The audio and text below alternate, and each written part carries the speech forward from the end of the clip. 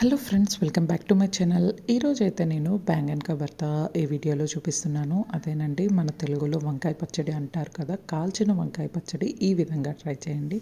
Taste చాలా బాగుంటుంది. బ్యాచిలర్స్కి, working ఉమెన్స్కి పర్ఫెక్ట్గా ఉంటుంది. తొందరగా కూడా అయిపోతుంది.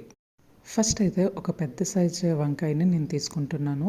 సో ఈ వంకాయని వీడియోలో చూపించే విధంగా చిన్న చిన్న ఘాట్లు అయితే పెట్టుకోవాలి. ఈ విధంగా ఘాట్లు పెట్టుకొని ఇక్కడ నేను వెల్లుల్లి పెట్టుకుంటున్నాను. వెల్లుల్లి పెట్టుకొని మనం కాల్చుకోవాలి. ఈ విధంగా చేయడం వల్ల టేస్ట్ అనేది, ఫ్లేవర్ అనేది చాలా బాగుంటుంది. ఇది కంప్లీట్ ఆప్షనల్. మీకు ఒకవేళ అవసరం లేదు వెల్లుల్లి అనుకుంటే మీరు జస్ట్ ఘాట్లు పెట్టుకొని చక్కగా వీడియోలో చూపించే విధంగా గ్యాస్ మీద కానీ, లేకపోతే పొయ్యి ఉంటే పొయ్యి మీద కానీ కాల్చుకుంటే సరిపోతుంది.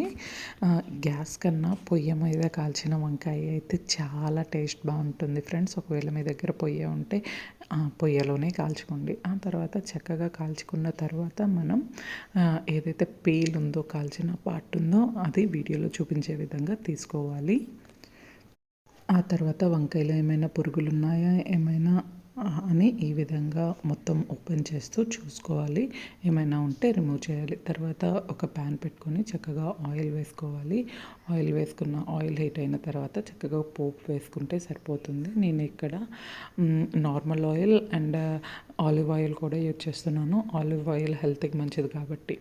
తర్వాత చక్కగా పోపు వేసుకొని టమాటా పీసెస్ వేసుకొని ఆ తర్వాత ఏదైతే బ్యాంగర్ని మనం కాల్చుకున్నామో అది వేసుకొని హై టు లో ఫ్లేమ్లో చక్కగా టోస్ట్ చేసుకుంటే సరిపోతుంది.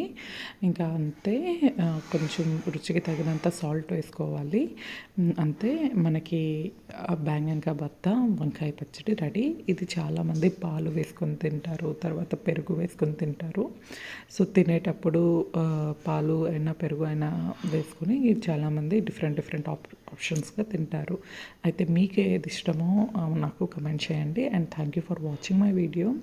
Please like it, share it and